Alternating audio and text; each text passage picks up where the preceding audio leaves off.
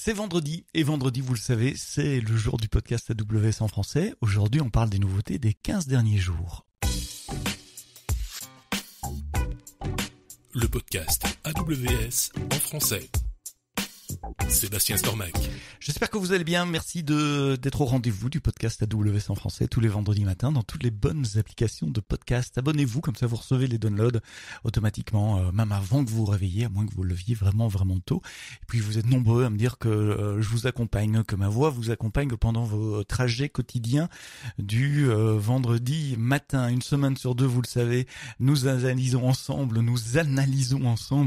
les nouveautés des 2 dernières semaines, les nouveautés avec un biais forcément, celui des builders, celui des gens qui fabriquent des choses sur AWS, des développeurs au sens large du mot développeur. Et j'ai gardé 3, 6, 9 nouveautés pour vous aujourd'hui. Avec la première, c'est pas vraiment une nouveauté AWS, c'est une annonce que je voudrais faire, car la semaine prochaine se tient une conférence qui s'appelle Next Generation Developer Day. Le jour des développeurs prochaine génération, c'est une demi-journée de talk pour découvrir comment l'intelligence artificielle générative, GenAI, peut vous aider vous en tant que développeur pour être plus productif. C'est une journée organisée par AWS, c'est entièrement gratuit. Ça se tiendra à la station F à Paris dans le 13e arrondissement. Donc si vous êtes sur Paris ou dans le coin, vous pouvez y aller mercredi prochain.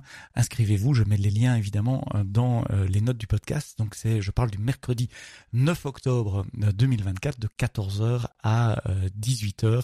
C'est en personne à la station F. Il y aura mes collègues qui seront là. Faz sera là, Danilo sera là, Vélissois sera là. Et puis moi, je ferai un talk également avec notre un AWS Builder qui s'appelle Grégory Becambois, que vous connaissez peut-être, et on parlera ensemble de l'art de transformer des large language models en vos business experts. Donc c'est mercredi prochain, 9 octobre à 14h à la station F.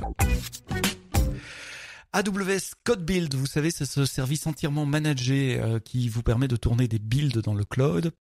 On a rajouté récemment le support de macOS, j'avais écrit le blog post pour cela, et je vous disais d'ailleurs à l'occasion de ce blog post qu'il supportait les agents, les runners de GitHub. Eh bien, nous rajoutons GitLab maintenant, donc vous pouvez tourner des Managed GitLab Self-Hosted Runner, c'est comme ça que ça s'appelle, donc des agents GitLab sur une infrastructure entièrement managée Code Build, comme ça vous ne devez pas maintenir des instances OC2 vous-même, mais plutôt que déclencher votre Code Build à partir de un code pipeline ou un changement qui se passe dans GitHub ou GitLab, maintenant vous pouvez directement les connecter à vos actions sur GitHub et GitLab. Les environnements de build sont éphémères, c'est-à-dire qu'ils sont remis à zéro entièrement entre deux builds, et c'est entièrement managé, et ça s'intègre évidemment avec le reste de l'infrastructure AWS. Donc si vous devez accéder à des ressources dans un VPC, avoir des permissions avec IAM, loguer les actions avec CloudTrail, bien tout cela est possible. Amazon Corretto, vous savez, Amazon Corretto, c'est cette distribution de Java basée sur le OpenJDK qui est maintenue à long terme par AWS. Eh bien, Amazon Corretto 23 est disponible et c'est basé évidemment sur OpenJDK 23 et ça sera supporté jusqu'en avril 2025. Donc, c'est essentiellement des améliorations de performance, notamment des updates, des mises à jour sur le ramasse-miettes, le garbage collector Z, le vector API et puis la compilation JIT, Just in Time Compilation, plus rapide. Si vous déployez du Java sur AWS, jetez un coup d'œil à Corretto. Et puis si vous êtes déjà en Java 23, vous pouvez maintenant migrer sur Corretto 23. Disponibilité générale du SDK pour Swift. J'étais dans une conférence avec des développeurs Swift la semaine passée à Londres. On en a beaucoup parlé. Il y a beaucoup de speakers qui ont mentionné ce SDK. Si vous développez des applications en Swift, donc Swift c'est le langage de programmation créé par Apple il y a plus de 10 ans, qui sert essentiellement à développer des applications mobiles, iOS, iPadOS, WatchOS, tvOS et tous les OS de Apple, y compris VisionOS maintenant. Mais pas que, il y a de plus en plus de gens qui développent sur le serveur en lambda ou dans des containers avec Swift aussi pour les avantages que fournit ce langage. C'est un langage compilé en binaire extrêmement rapide qui fait des exécutables relativement petits. Le compilateur est extrêmement sûr au sens où il vérifie les types avant, il vérifie les accès à des données mutables, partagées pour éviter qu'on crée des conditions de race, par exemple, quand on travaille avec plusieurs threads dans un système multithreadé, dans un système réseau, par exemple. Donc beaucoup d'avantages du langage Swift sur le serveur, sans mentionner évidemment toutes les librairies, les frameworks, les librairies, les drivers d'Oracle, de MySQL, de Postgres, de Redis et des tas d'autres. Donc beaucoup de bonnes raisons d'utiliser Swift. Eh bien, il y a un SDK AWS maintenant pour Swift, exactement comme il y a un SDK pour Python, pour TypeScript, pour Go, pour Rust et pour les autres. Ça fait longtemps que ce SDK était en maturité, en développement. Il est maintenant generally available, donc c'est la version 1.0 officielle. On va arrêter de casser l'API aussi parce que ça, au cours des années, ça a beaucoup évolué en fonction de vos feedbacks. Et si vous avez donné des feedbacks d'ailleurs, on vous en remercie. Donc si vous développez sur Swift, que ça soit sur le client ou sur le serveur, jetez un coup d'œil à l'AWS SDK pour Swift. Tant qu'on parle mobile et web, AWS Amplify a une nouveauté également. Donc Amplify, vous savez, c'est ce framework, cette ligne de commande et ces librairies qui vous facilitent le développement d'applications web et mobile.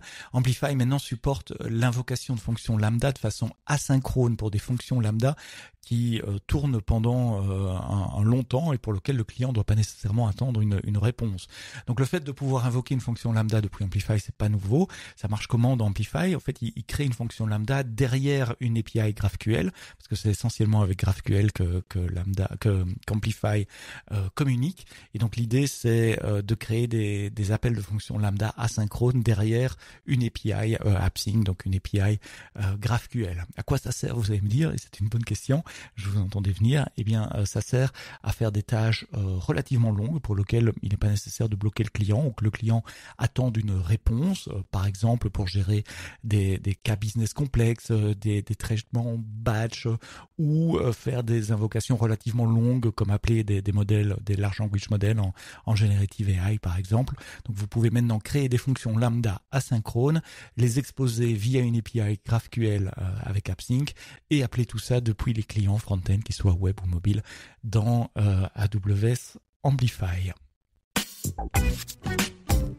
Alors en parlant de tâches relativement lourdes et qui ont besoin de capacité calcul, eh bien il y a des nouveaux types d'instances EC2 qui viennent de sortir. C'est Graviton 4 qui est à l'œuvre là, avec toujours plus de mémoire, plus de bande passante vers la mémoire, plus de vitesse par rapport à la génération précédente et globalement sur Graviton un rapport coût-performance amélioré. Alors je vais pas vous faire le pitch complet, mais il y a trois types d'instances, les C8G, les M8G et les X8G.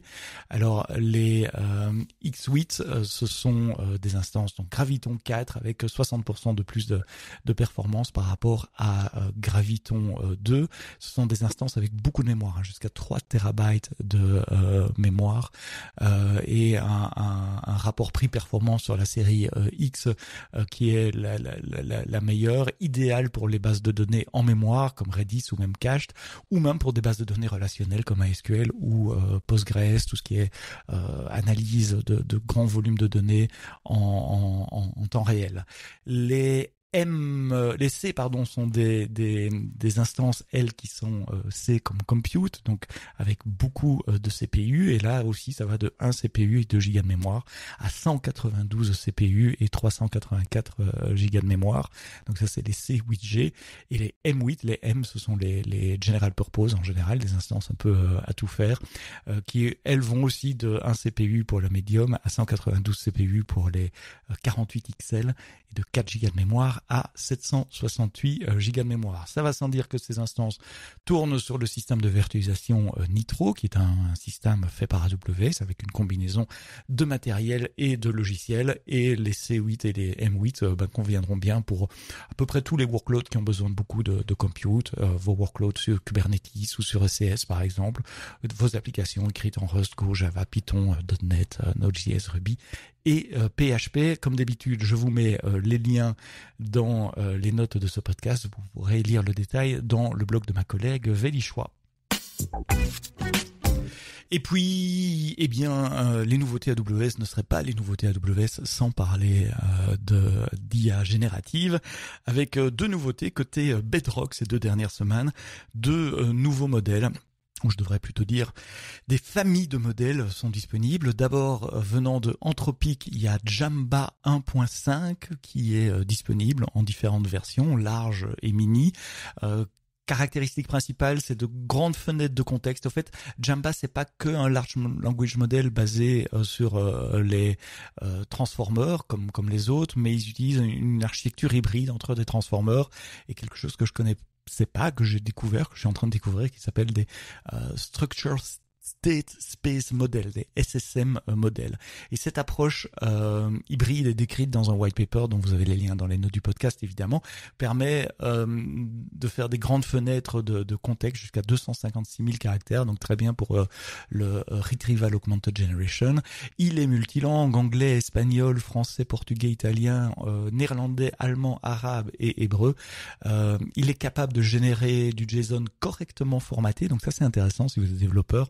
Parce que je sais pas si vous avez déjà essayé de demander à des large language models de générer du JSON pour que vous puissiez le récupérer dans vos applications et en faire quelque chose. C'est pas toujours évident parce que parfois le JSON il est pas correctement formaté et ça nous oblige à écrire pas mal de code derrière le large language model. Donc là il est capable de faire ça et le tout relativement rapidement puisque il est annoncé comme étant 2,5 fois plus rapide que d'autres modèles de la taille équivalente.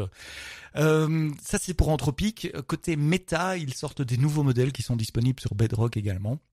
C'est la famille Llama 3.2 qui vient dans plusieurs versions, une version 90 milliards de paramètres, une version 11, une version 3 et une version 1 milliards de paramètres. Aussi, la caractéristique principale de Llama 3.2, c'est sa multimodalité, donc la capacité d'analyser à la fois des images et du texte. Et donc, on peut lui poser des questions, des challenges sous forme d'images, et il est capable d'analyser les images et de les comprendre. Il a une fenêtre de contexte un peu plus petite que son concurrent Jamba. Lui, il est à 128 000 caractères, ce qui est déjà pas mal.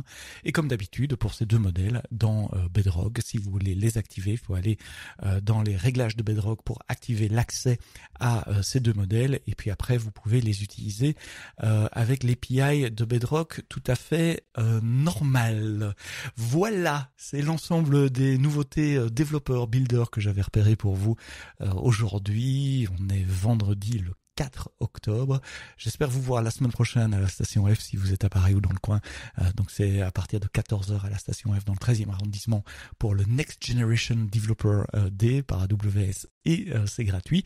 Et puis si vous nous écoutez en podcast, sachez que mercredi on aura un nouvel épisode de Women in Tech avec une de mes collègues qui s'appelle Christine Charles, qui a eu un parcours pas vraiment linéaire puisqu'elle a commencé comme prof de sport avant de travailler dans l'IT. On va vous expliquer tout ça.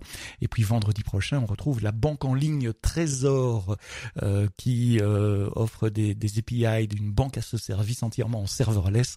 On parlera de Lambda, de Step Function, de DynamoDB, entre autres. Merci d'avoir écouté le podcast AWS en français jusqu'au bout.